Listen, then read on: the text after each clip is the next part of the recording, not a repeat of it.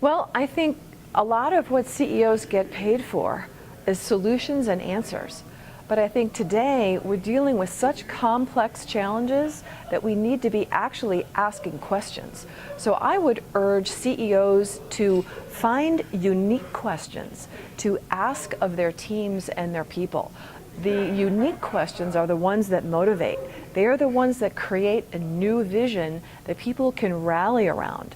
So rather than feeling that they need to be the ones who have the answers, I would say come up with a dynamic question that your organization can really dive into in 2015. And what would that unique question be?